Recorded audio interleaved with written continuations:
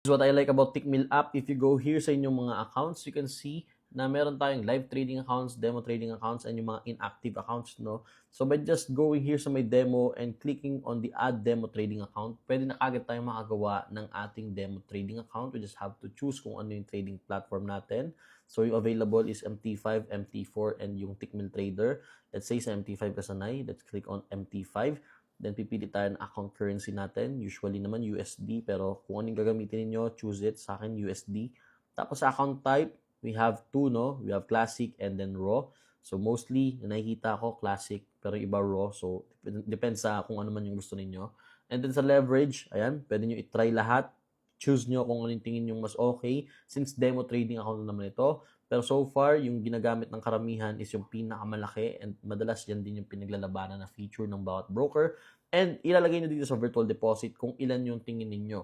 Let's say for this, no, lagay natin is 250 since ito po yung doon sa ating copy trading. Once you're ready, i-click nyo lang yung create account, and syempre hintayin natin matapos yung loading as it creates the demo trading account na ginawa natin. So ito, may instructions siya. Sundin nyo lang, then click on OK.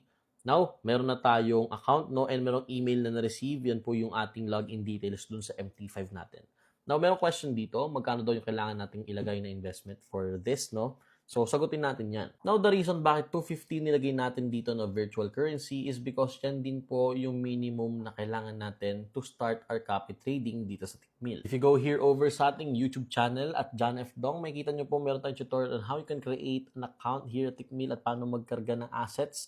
And then meron naman tayong tutorial dito kung paano po mag-copy trade starting, no, from the beginning to the end. Ayan, full tutorial po yan. And again, 250 po yung minimum. And pretty much yung mga updates natin regarding dito sa ating Tickmill Copy Trading account or journey ay nandyan po sa ating Forex playlist. So be sure to watch it para makita nyo po yung entirety ng ating journey. And by the way, since magpapasko at magbabagong taon, magkukurot mo tayo. Kukurot tayo dito sa ating copy trading account. Maglalabas tayo ng konti para may pangdagdag tayo sa handaan, this Noche Buena at sa Medianoche.